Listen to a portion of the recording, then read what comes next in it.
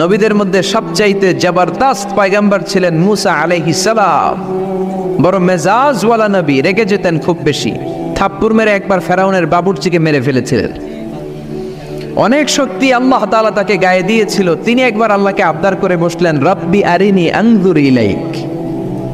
আল্লাহ, আপনি বলেছেন আপনারা দেখা যায় না, কিন্তু আমি দেখতে চাই। আমি কি করতে চাই? জোরে বলেন। আল্লাহ বললেন, লান তারানি, never you can see me, never you can see me. তুমি আমাকে দেখতে পাবে না, কারণ আমাকে দেখা যায় না। সাইয়েদনা মুসা বললেন, আমি দেখতে চাই। আল্লাহ বললেন, দেখা যায় না। মুসা বলে, দেখতে চাই। আল্লাহ বললেন, দেখা যায় না। মুসা আলাইহিস সালাম বললেন, কথা বলেন না কেন? আল্লাহ বললেন, মুসা বললেন, আল্লাহ বললেন। মুসা বলে দেখতে চাই, আল্লাহ বলে দেখা যায় না। কিন্তু সাইয়েদনা মুসা আলাইহিস সালাম ছেড়ে দেবার পাত্র নয়, হেরে যাবার পাত্র নয়, পিছু হটার পাত্র নয়। মনে যেটা উঠেছে আদায় করার পাত্র হলো মুসা, ঠিক কি না? উনি বললেন, রব্বি আরিনি আনজুর ইলাইক। আল্লাহ, আপনি আমারে দেখা দেন, আমি দেখতে চাই। আল্লাহ বললেন, লান তারানি, never you can see me. ওরে মুসা, এই বায়না ধরো না, আমারে তো দেখা যায় না। এই পৃথিবীর চামড়ার চক্ষু দিয়ে আমাকে দেখা যাবে না। মুসা বললেন, আমি দেখেই ছাড়ব। আল্লাহও বুঝাতে পারেন না, মুসাও ছাড়েন না। অবশেষে নবীর আবদার রব্বুল আলামিন শুনতে রাজি হলেন। আল্লাহ বললেন, মুসা, আগামীকাল অমুক সময়ে গোসল করে ওযু করে তুর পাহাড়ে চলে আসবা। তুমি যখন দেখতেই চাও, আগামীকাল তুর পাহাড়ে চলে এসো। সাইয়েদনা মুসা আলাইহিস সালাম তুর পাহাড়ে চলে এসেছেন, কারণ ওনার ফিলিংস আমাদের ফিলিংস একরকম নয়। আমরা কি আল্লাহর কথা শুনি? জোরে বলেন। কিন্তু ওয়া কাল্লামাল্লাহু মুসা তাকলিমা, উনি আল্লাহর কথা শুনতেন। তো ওনার চিন্তা হচ্ছে, যার কথাটা এত সুন্দর, না জানে উনি দেখতে কত। সুবহানাল্লাহ পড়বেন না? আল্লাহ বললেন, মুসা, আগামীকাল আসো, তুর পাহাড়ে আসো। সাইয়েদনা মুসা আলাইহিস সালাম তুর পাহাড়ের উপর চলে গেলেন। আল্লাহ বললেন, মুসা, এটা যেন তেন কোনো খেলা না। আবার তোমারে জিজ্ঞেস করতে চাই, আসলেই তুমি দেখতে চাও কিনা? মুসা আলাইহিস সালামের এক কথা এক দাবি, দেখতে চাই। এক কথা এক দাবি, সেটা কি? আমি দেখতে চাই খোদা, আমি দেখতে চাই আপনাকে। আল্লাহ বললেন, মুসা, এটা সাধারণ খেলা নয়, এটা বিপিএল এর খেলা নয়, এটা আইসিসি নয়, এটা ফিফার খেলা নয়, এটা মুসার সাথে বিশ্ব গভর্নমেন্টের খেলা, ঠিক কিনা? এটা সাধারণ খেলা না। It's a very dangerous game. তুমি যদি স্টার্ট করো, you have to go until the last moment. শেষ পর্যন্ত তোমাকে যেতে হবে, ঠিক কিনা? মুসা আলাইহিস সালাম এক পায়ে খাড়া। সাইয়েদনা মুসা বললেন, আমি রাজি। আল্লাহ বললেন, ওকে, তাহলে খেলা শুরু করে দিলাম। ও মুসা, তুমি দাঁড়িয়ে থাকো, খেলা এখন শুরু হয়ে যাবে। রব্বুল আলামিন মুসা আলাইহিস সালামের চারিদিকে অন্ধকার করে দিলেন। কি করে দিলেন? চারিদিকে 4 ফারসাক এলাকা, 1 ফারসাকে 12 মাইল, 4 ফারসাকে অনেক লম্বা একটা জায়গা, 3 × 36 কিলোমিটার জায়গা আল্লাহ অন্ধকার করে দিলেন। ঘুটঘুটে অন্ধকার, এত অন্ধকার সাইয়েদনা মুসা আলাইহিস সালাম নিজের হাতটাও নিজে দেখে না। এবার মনের মধ্যে একটু ভয় চলে আসছে, কোনো আওয়াজ নাই, অন্ধকার। এবার মনের মধ্যে ভয় এসেছে, কিন্তু আল্লাহকে দেখতে চায়। ওই নেশায় এখন অন্তরের মধ্যে কিছু সাহস আছে না নাই? সাহস নিয়ে দাঁড়িয়ে আছেন।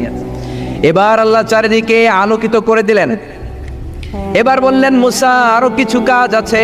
তোমার চারদিকে 4 ফারসাক এরিয়ার মধ্যে কোনো প্রাণী থাকতে পারবে না, কোনো মশা থাকবে না, মাছি থাকবে না, ইঁদুর থাকবে না, ব্যাঙ থাকবে না, পাখি থাকবে না। সবগুলো পশু আর প্রাণীকে বললেন, আল্লাহ বললেন, তোমরা বাইরে চলে যাও, বাউন্ডারির বাইরে চলে যাও। বাংলাদেশের সাথে ইন্ডিয়ার খেলা, আপনারা দর্শক মাঠে ঢুকতে পারবেন? বলেন, ঢুকলে খেলা হবে? খেলাটা হবে। আল্লাহ বললেন, সবাই বাইরে চলে যাও। সব বাইরে চলে গেল। এবার আল্লাহ বললেন, মুসা, তোমার 2 কাঁধের মধ্যে 2 ফেরেশতা আছে না নাই? কিরামান, তাদেরকেও বাইরে পাঠানোর দরকার আছে না নাই? আল্লাহ বললেন, তোমরাও 4 দিক থেকে বাউন্ডারি দেয়া এরিয়ার বাইরে তোমরা চলে যাও। এবার রব্বুল আলামিন বললেন, আল্লাহর স্পেশাল সিকিউরিটি ফোর্স ফেরেশতাকে তোমরা 4 দিকে বাউন্ডারি দাও। স্পেশাল সিকিউরিটি ফোর্স ফেরেশতা কাদের সাথে কাঁধ লাগিয়ে, পায়ের সাথে পা লাগিয়ে 4 দিকে একটা বাউন্ডারি দিলেন। চিল্লায়ে বলেন, আল্লাহু আকবার। এবার সাইয়েদনা জিব্রাইলকে আল্লাহ বললেন, ও জিব্রাইল, তুমিও ঢোকার চেষ্টা করো না, তুমিও বাইরে চলে যাও। সুবহানাল্লাহ। সাইয়েদনা জিব্রাইল বলে, আল্লাহ, আমাকে তৈরির পর থেকে, আমাকে রূহ দেওয়ার পর থেকে আজ পর্যন্ত তোমারে আমি দেখি নাই। সিদরাতুল মুনতাহা হলো আমার লাস্ট বর্ডার। ওই বর্ডারে কান লাগিয়ে তুমি যা বলো শুনি, ওই কথাগুলো নবীদের কাছে পৌঁছে দেয়, এটাই আমার ডিউটি। আজ পর্যন্ত আমিও তোমারে দেখি নাই, তোমার নূর এখনো দর্শন লাভ করি নাই, আমিও দেখতে চাই। আমার ভাই মুসার সাথে আমাকেও দেখতে দাও। আল্লাহ বলল, no no, this game is between Musa and me. এটা মুসার সাথে আমার খেলা, তোমার তো খেলা নাই, ঠিক কি না? জিব্রাইল তুমিও বাইরে চলে যাও। সাইয়েদনা জিব্রাইলও বাইরে চলে গেলেন। এবার একেবারে গ্রাউন্ড রেডি, স্টেডিয়াম রেডি। এবার খেলা হবে। খেলা কি হবে? জোরে বলেন, কি হবে? মুসা আলাইহিস সালামের বিশ্ব গভর্নমেন্ট, আল্লাহর সাথে খেলা।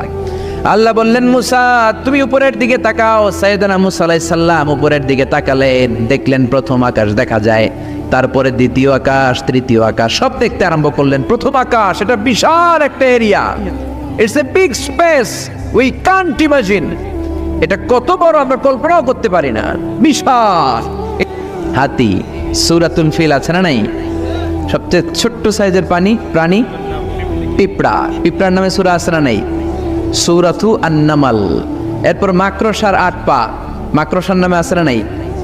সূরাতু আল-আনকাবুত। মৌমাছি, মৌমাছির নামে আছে না নাই? সূরাতু আন-নাহাল। নারীদের নামে আছে না নাই?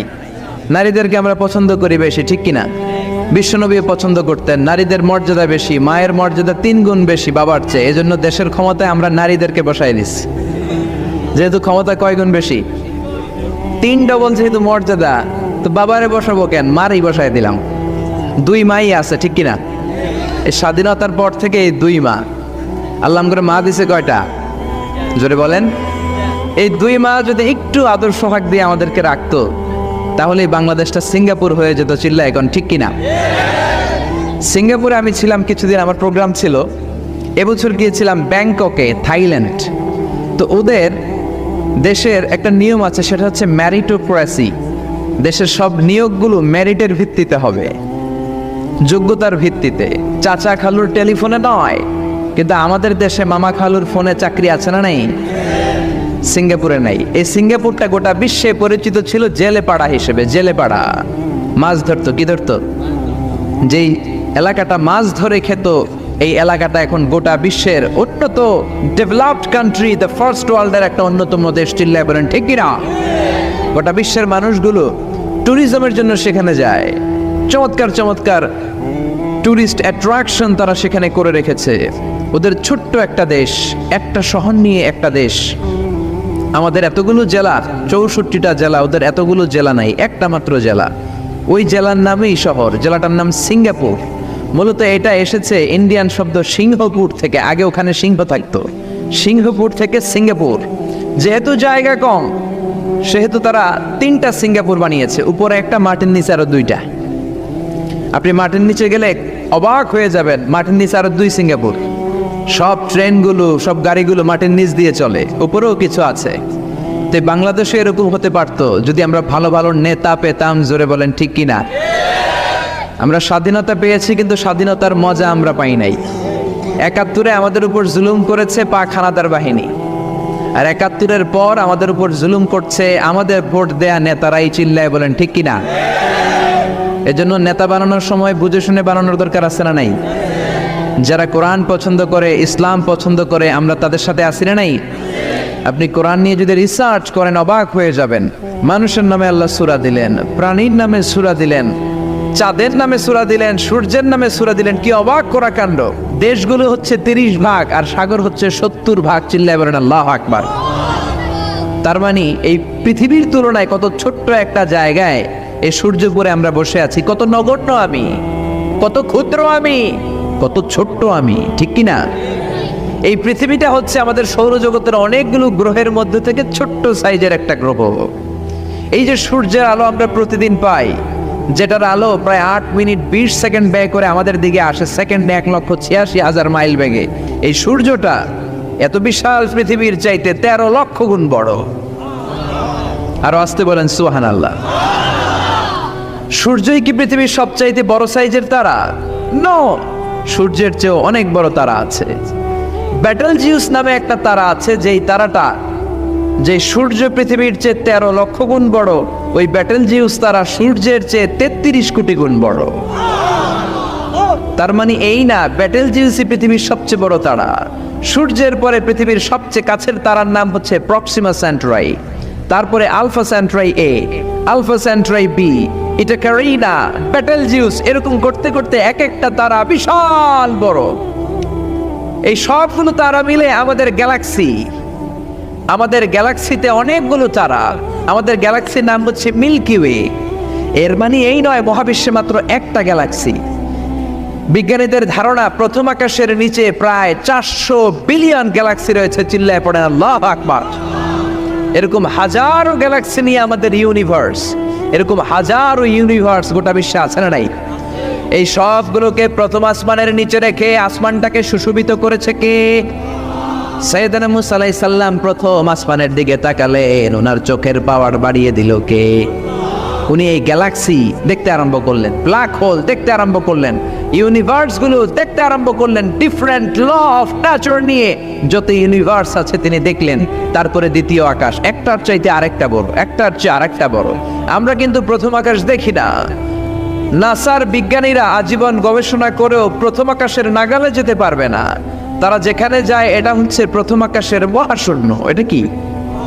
প্রথম আকাশের মহাশূন্য, তারপরে প্রথম আকাশ, তারপরে দ্বিতীয় আকাশের মহাশূন্য, তারপরে দ্বিতীয় আকাশ, তারপরে তৃতীয় আকাশের মহাশূন্য, তারপর তৃতীয় আকাশ।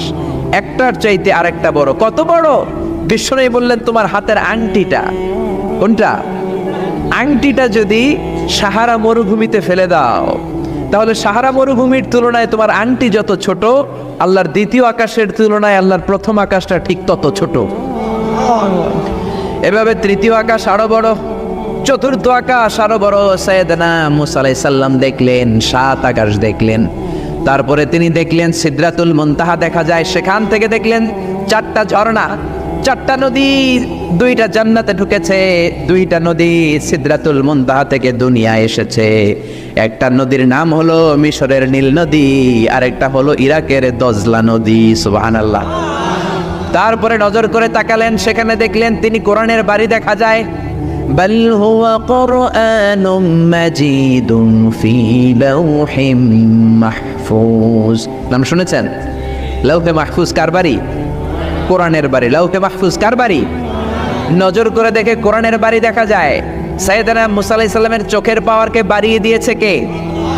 ওনার চোখের মেকানিজম, মেগাপিক্সেলকে প্রখর করে দিয়েছে কে?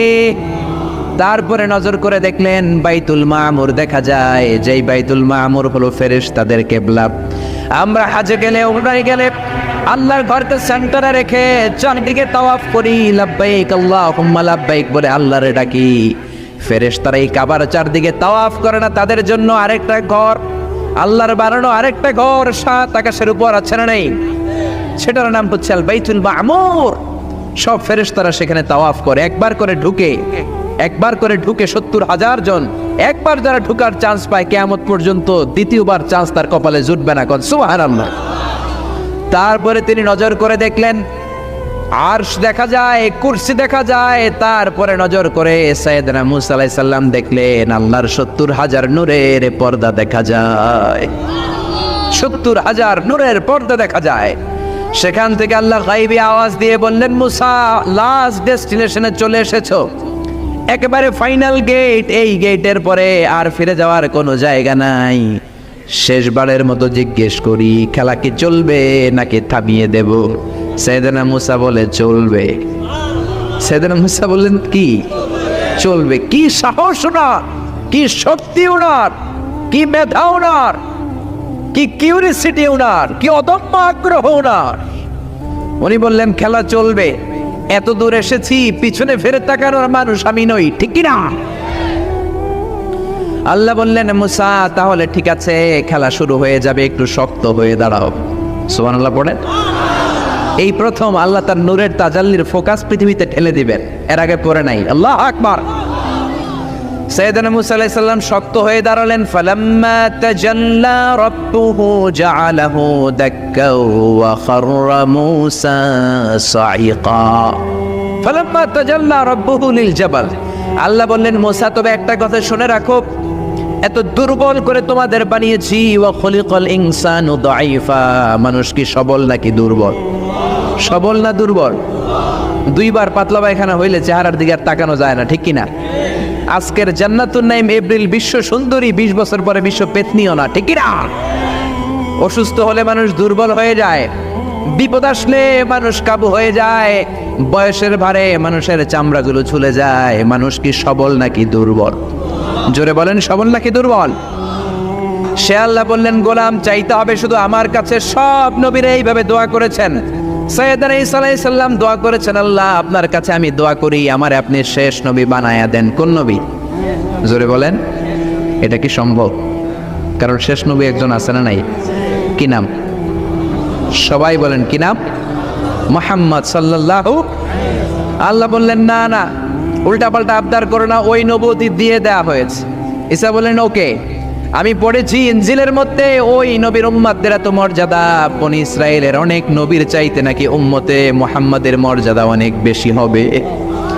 আল্লাহ শেষ নবী আমাকে বানালেন না, ওকে, কিন্তু আমার উম্মতকে ওই উম্মত বানান। আল্লাহ বলেন, নো, ওইটাও দেয়া হয়ে গেছে। পাবে কে? বিশ্বনবী পাবে। বিশ্বনবীর উম্মত আমরা হলাম উম্মতে মুহাম্মাদি। আমাদের মধ্য থেকে যারা আলেম হবে, হক্কানি আবেদ হবে, আল্লাহর ওলি হবে, বনি ইসরায়েলের অনেক নবীদের চাইতেও তাদের মর্যাদা বেশি হয়ে যাবে। সুবহানাল্লাহ। এবার উনি চোখের পানি ছেড়ে দিলেন। আল্লাহ দোয়া করলাম আমার শেষ নবী বানালেন না। দোয়া করলাম আখিরি উম্মত আমারে দেন, আমারে দিলেন না। এবার আমি দোয়া করি, এই দোয়া কিন্তু ফেলতে পারবেন না। আল্লাহ বললেন, করো করো। সাইয়েদনা ঈসা বললেন, আল্লাহ তাহলে আপনি আমাকে এই পৃথিবীর মধ্যে ওই নবীর উম্মত করে আরেকবার দুনিয়াতে পাঠানো লাগবে। সুবহানাল্লাহ। কবুল করে নিল কে? পৃথিবীতে একজন নবী এখনো মরে নাই। কি নাম? ঈসা আলাইহিস সালাম। উনি আসবেন ইমাম মাহাদির 7 বছর যখন হবে, তার গভর্নিং 7 বছর চলে যাওয়ার পরে আসবেন। ঈসা আলাইহিস সালাম যখন আসবেন, এসে দাজ্জালকে, অ্যান্টি খ্রাইস্টকে নিজ হাতে হত্যা করবেন। চিল্লায় বলেন ঠিক কিনা? এটা ছিল ঈসা নবীর দোয়া। এবার বিশ্বনবী কোন দোয়া করেছেন জানার দরকার আছে না নেই? বিশ্বনবী বলেন, লিকুল্লি নাবিয়িন দাওয়াতুন মুস্তাজাবা। প্রত্যেক নবীর জন্য একটা করে দাওয়া মুস্তাজাবা আছে। আলেম যারা আছেন তারা বুঝবেন, দাওয়া মুস্তাজাবা মানে এমন দোয়া যেটা কবুল হয়ে যায়। দোয়া করলেই, কথা বলেন, দোয়া করলেই কবুল। এরকম দোয়া রব্বুল আলামিন সব নবীকে একটা একটা করে দিয়েছেন। ওই দোয়াটা করলেই সেকেন্ডের মধ্যেই কবুল করে দেয় কে? সব নবী ওই দোয়া দুনিয়াতেই করে ফেলেছে। বিশ্বনবী বললেন, লিকুল্লি নাবিয়িন দাওয়া মুস্তাজাবা। সব নবীর জন্য একটা স্পেশাল দোয়া আছে, দাও বিহা, যেই দোয়াটা নবীরা দুনিয়াতেই করে ফেলেছে। ওয়া ইন্নী আখতাবিউ দাওয়াতি শাফাআতান লি উম্মতি ইয়াউমাল কিয়ামাহ। আল্লাহু আকবার। আর আমি আমার দাওয়া মুস্তাজাবা স্পেশাল দোয়াটা এখনো করি নাই। আমার দোয়াটা এখনো আমি জমিয়ে রেখেছি। কিয়ামতের কঠিন ময়দানে আমার উম্মত যখন বিপদে পড়ে যাবে, আমার উম্মতের জান্নাতে যাওয়ার ব্যাপারে ঝামেলা লেগে যাবে, আল্লাহর অনুমতি ক্রমে শাফাত করে করে আমি আমার উম্মতদেরকে জান্নাতে ঢুকিয়ে দেব। তখন আমি ওই দোয়াটা করব। বিশ্বনবী সেজদায় পড়ে থাকবেন কিয়ামতের ময়দানে। সব নবীরাও বলবে, ইয়া নাফসি ইয়া নাফসি। কেউ যখন আল্লাহর কাছে যেতে পারবে না, সবাই মিলে বিশ্বনবীর কাছে যাওয়ার পরে বিশ্বনবী তখনও মাথা তুলবেন না। বিশ্বনবী কপাল ঠুকে কেঁদে কেঁদে বলবেন, রব্বি হাবলি উম্মতি। ও আল্লাহ, আমার উম্মতকে আপনি মাফ করে দেন। সুবহানাল্লাহ। আল্লাহ বলবেন, নবী ইরফা রাসাক, মাথা উঠান। সাল তুতা, আজকে যা চাইবেন তাই দিব। ইশফা তুশাফা, যারাই শাফাত করবেন আমার অনুমতি ক্রমে কবুল করে নিব। সুবহানাল্লাহ। বিশ্বনবী চাইলে ওই দোয়াটা দুনিয়াতেই করতে পারতেন অন্য নবীদের মতো, ঠিক কিনা? অন্য নবীরা যেমনি নিজেদের প্রয়োজনে ওই দোয়াটা দুনিয়াতেই করেছে, আমার নবীকে ওই রকম করেছে নাকি? তার মানে আমার নবীর আমাদের জন্য মায়া বেশি না কম? আমার জন্য রেখে দিয়েছেন ওই দোয়াটা, আপনার জন্য রেখে দিয়েছেন দোয়াটা, আমাদের জন্য দোয়াটা রেখে দিয়েছেন। আমরা যখন কিয়ামতের ময়দানে বিপদে পড়ে যাব, বিশ্বনবী দোয়া করে করে আমাদেরকে জান্নাতে ঢুকিয়ে দিবেন, ঠিক কিনা? বিশ্বনবী দুনিয়াতে কম আঘাত সহ্য করেন নাই। যেই লোকটার বাইরের চামড়া থেকে রগ দেখা যেত, রগের ভেতর দিয়ে যে রক্তগুলো দৌড়াদৌড়ি করে সেটাও দেখা যেত। সুবহানাল্লাহ। পৃথিবী এত সুন্দর মানুষ দেখে নাই। ওই লোকটাকে পাথর মেরে মেরে তায়েফের ময়দানে রক্তাক্ত করা হয়েছে 3 বার। আমি দেখে এসেছি এবার জায়গাটা। একবার আহত হলেন, আবার উঠলেন, আবার পাহাড়ের কাছে গেলেন, আবার মারা হলো, আবার পাহাড়ের ওই পাশে গেলেন, আবার মারা হলো। 3 বার পাথর মারা হলো। বিশ্বনবী নিজের কোনো প্রয়োজনে, নিজের স্বার্থের জন্য যান নাই, তায়েফবাসীদের জান্নাত নিশ্চিত করার জন্য, তাদের ভালোর জন্য, তাদেরকে দাওয়াত দেওয়ার জন্য গিয়েছেন। তারপরও মাইর আসানা নাই, তখনও বিশ্বনবী দোয়া করেন নাই। ওই দিন যদি দোয়া করতেন, আল্লাহ তায়েফবাসীদেরকে আপনি শেষ করে দেন, সেকেন্ডের মধ্যে পুরো তায়েফকে পাউডার করে দিতে পারতো কে? উহুদের ময়দানে তীর এসে বিশ্বনবীর দাঁতের মধ্যে বিঁধে গেল, ঝরঝর করে রক্ত ঝরলো। ওই কঠিন দিনেও বিশ্বনবী ওই দোয়াটা করেন নাই, ঠিক কিনা? বদরের ময়দানে 313 জন সাহাবী নিয়ে বিশ্বনবী চোখের পানি ছাড়ছেন। আবু বকর বলেন, ইয়া রাসূলুল্লাহ, ইয়া হাবিবাল্লাহ, মাথা উঠান, আপনি এমন ভাবে দোয়া করেছেন, আমার মন সায় দেয়, আমার মন বলে আজকের দোয়া আল্লাহ ফেরাবে না, ওঠেন। বিশ্বনবী চাইলে ওই জন্য বলতে পারতেন, কুরাইশদেরকে আল্লাহ আপনি নাস্তানাবুদ করেন, করে দিত কে? প্রচন্ড ক্ষুধার সময় বিশ্বনবী যখন মক্কায় কেঁদে কেঁদে হয়রান, তখন ওই দোয়াটা করেন নাই, ঠিক কিনা? 3 বছর আত্মীয় স্বজন সহ শিয়াবে আবু তালেবে জেল খেটেছেন। কয় বছর? জোরে বলেন। প্রথম বছর খেয়েছে ছাগলের গোশত, সবাই ছাগল পালতো, নিজেদের ছাগলের গোশতগুলো খেয়েছে। দ্বিতীয় বছর কোনো ছাগল নেই, ছিল ছাগলের রোদ্রে শুকানো চামড়াগুলো পানিতে ভিজিয়ে ভিজিয়ে চামড়া খেয়েছে। তৃতীয় বছর ছাগলের চামড়াও নাই, কি নাই? তৃতীয় বছর ছাগলের চামড়াও নেই, ছিল গাছের বাকল, গাছের পাতা। শিয়াবে আবি তালেবে বিশ্বনবী গাছের পাতা খেয়ে, গাছের চামড়া খেয়ে জীবন ধারণ করেছেন। বিশ্বনবীর এলাকার লোকগুলো, মুমিনগুলো কেঁদে কেঁদে হয়রান। তখনও যদি বিশ্বনবী দোয়া করতেন, কবুল করত কে? মদিনায় দুর্ভিক্ষ, কোনো খাবার নাই, বিশ্বনবীর পেটে কোনো খাবার নাই, কোনো দানা পানা পড়ে নাই। বিশ্বনবীর কলিজার টুকরা নাতি হাসান আর হোসাইনের পেটেও কোনো খাবার নাই। বিশ্বনবীর কলিজার টুকরা ফাতেমার পেটে কোনো খাবার নাই। চাইলে বিশ্বনবী তখন দোয়াটা করতে পারতেন না? বিশ্বনবী মসজিদে নববীতে জোহরের নামাজ পড়ে হাসান হুসাইনকে দেখতে গেলেন, যে দেখে ফাতেমা রান্না করে। আসলে কি রান্না করে? চুলার মধ্যে পাতিল দিয়ে পানি গরম করে আর হাসান হুসাইনকে বুঝ দেয়, ঠিক কিনা? বিশ্বনবীর পায়ের আওয়াজ শুনে ঘুমন্ত হাসান আর হুসাইন জেগে গেল। দৌড়ে এসে নানাজিকে ঝাপটে ধরে ডেকে বলে, নানাজি, গতকাল কেন দেখতে আসলেন না? আজকে দুপুর হয়ে গেল, বিকেল হয়ে যাচ্ছে, এখন বুঝি আপনি দেখতে আসার সময় হলো? বিশ্বনবী বললেন, হাসান হুসাইন, এই তো এইমাত্র জোহরের নামাজ পড়ে আসলাম, তোমাদের খোঁজ খবর নিতে এসেছি। হাসান আর হুসাইন বলল, কি খোঁজ খবর নিবেন? খোঁজ খবর নেওয়ার আগে একটা বিচার করে দেন। বিচার? আপনি তো আহকামুল হাকিমিন, সব চাইতে বড় বিচারকের সব চাইতে বড় নবী, ইনসাফওয়ালা নবী। আপনার কাছে বিচার দিয়ে কেউ কোনোদিন বিচারে ঠকে নাই, ঠিক কিনা? আপনি একটা বিচার করেন। বিশ্বনবী বললেন, কিসের বিচার? হাসান বলে, নানাজি, আপনার মেয়ের নামের বিচার, ফাতেমার নামের বিচার। বিশ্বনবী বললেন, ও হাসান, আমার মেয়ে ফাতেমার আবার কি বিচার? কি অপরাধ আমার ফাতেমার? হাসান হুসাইন চোখের পানি ছেড়ে দিয়ে ডেকে বলে, নানাজি, আপনার মেয়ে আমাদেরকে খাবার দেয় না কেন? খাবার দেয় না কেন বিচার দিলাম। গতকাল সারাদিন বলেছে রাত্রিবেলা খাবার দিবে, রাতে খাবার দেয় নাই। আমাদেরকে বলেছে তোমরা ঘুমিয়ে যাও, আমি রান্না করি, সকালে দিব। ঘুমিয়ে গেলাম, সকালবেলায় খাবার চাইলাম, আপনার মেয়ে ফাতেমা তখন আমাদেরকে খাবার দেয় না। দাদা, আমরা ছোট্ট 2টা মানুষ ক্ষুধার জ্বালায় বেহুশ হয়ে যাই, আর সহ্য করতে পারি না, আপনার মেয়ে খাবার দেয় না।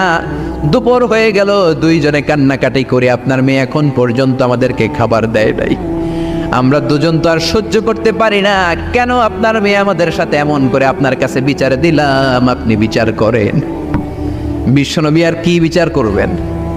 ধা ধা করে বিশ্বনবী চোখের পানিগুলো ছাড়েন, হুসাইনকে জড়িয়ে ধরলেন, হাসান রে জড়িয়ে ধরলেন, ডেকে বললেন, হাসান রে কাছে আয়। বিশ্বনবী শাম দেশের জুব্বা পরতেন, শাম দেশের জুব্বাটা উপরের দিকে উঠালেন, হাসান রে দেখালেন, এই তো দেখ, তোর নানার পেটের মধ্যে 3টা পাথর বাঁধা। একদিন না খেয়ে থাকার কারণে তোদের পেটে এত জ্বালা, এত কষ্ট।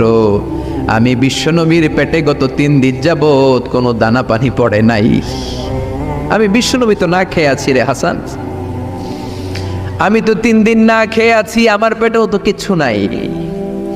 নানাও কাঁদলেন, নাতিও কাঁদলেন, পুরো পৃথিবীও কাঁদলো, ঠিক কিনা? ওই কঠিন ক্ষুধার দিন, ওই কঠিন দুর্ভিক্ষের দিন বিশ্ব নবী যদি তার স্পেশাল দোয়াটা করতেন, জান্নাত থেকে জিব্রাইলকে দিয়ে খাবারের বস্তা পাঠিয়ে দিত কে? ওই দিনও বিশ্ব নবী দোয়াটা করে নাই। আমার জন্য, আপনার জন্য, আমাদের জন্য দোয়াটা এখনো আসরা নাই।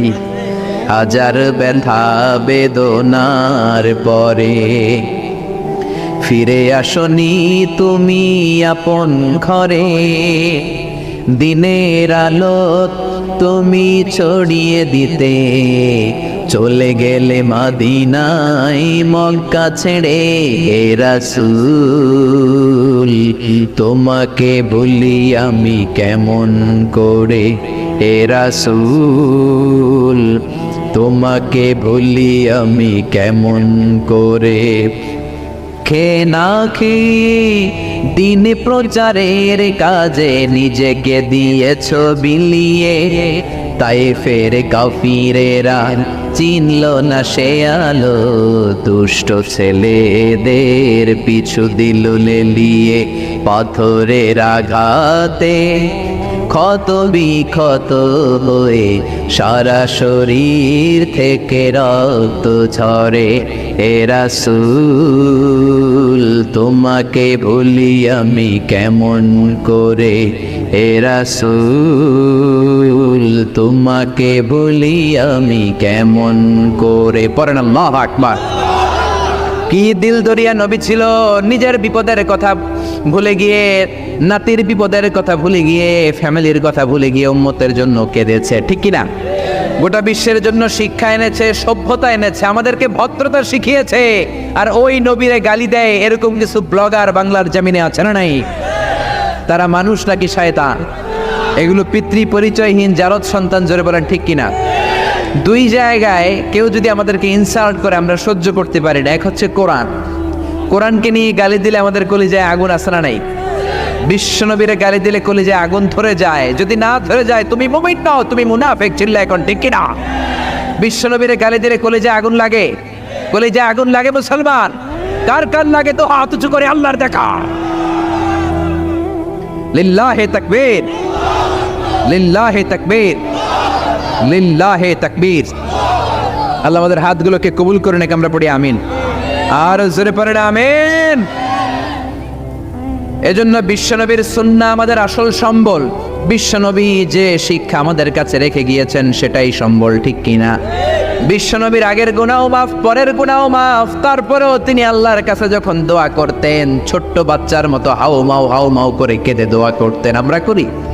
আমাদের কান্না আসেই না। এত পাষাণ আমাদের হৃদয়, এত আধুনিকতার মধ্য দিয়ে আমরা সময় কাটাচ্ছি।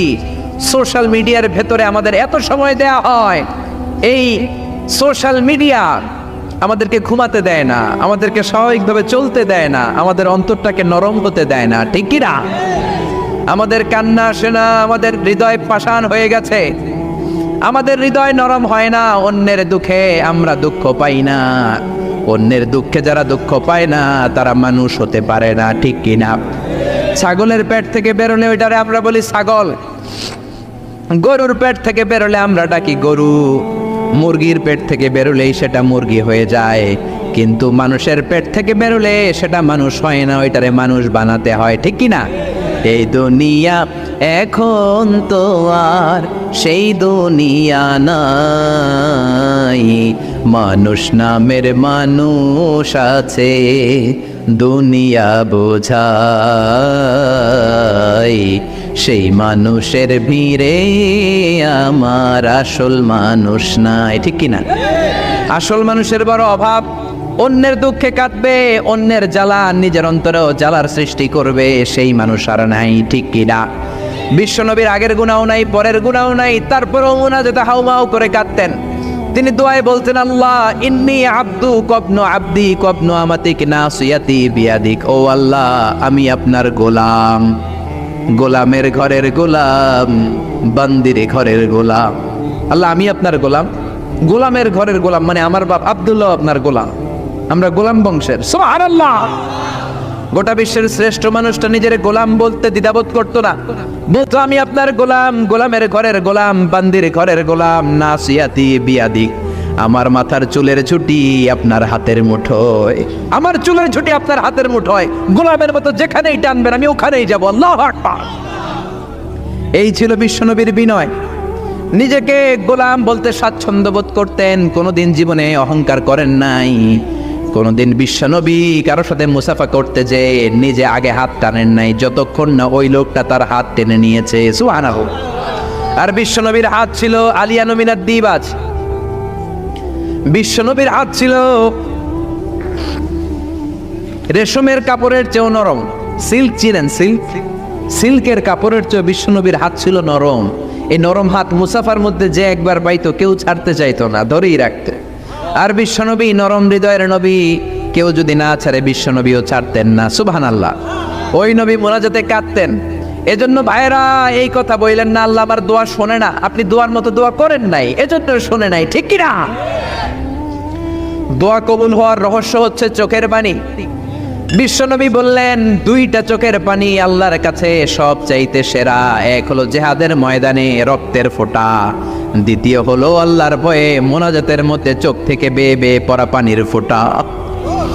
আবার বিশ্বনবী বললেন অনুশোচনার চোখের পানি চোখ দিয়ে নাকের ডগা বেয়ে বেয়ে জমিনে পড়ার আগে ওই দোয়াটা কবুল করে নেয় কে?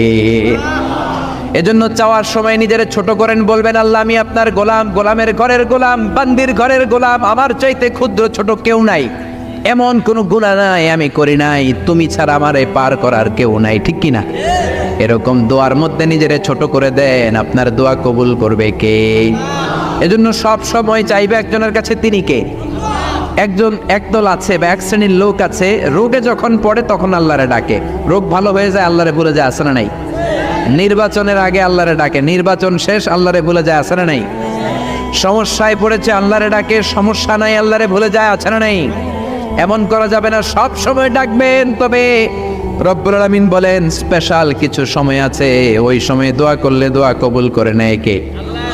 তাহাজ্জুদের সময়। এই স্পেশাল দু একটা সময়ের কথা বলে আমরা দোয়া করব। দোয়া না নিয়ে আজকে কে কে চলে যাবেন হাত তুলে দেখান তো। থাকবেন সবাই? দোয়া করে যাবেন? অল্প 2-1 মিনিট কথা বলে আমি এখন দোয়ার দিকে যাব। ওয়াদা করেছেন বসে থাকবেন। ওয়াদার খেলাফ করা কি মুমিনের আলামত না মুনাফিকের? আমরা একসাথে দোয়া করে আজকে এখান থেকে বিদায় নিব। পড়েন ইনশাআল্লাহ। তাহাজ্জুদের সময় দোয়া করবেন।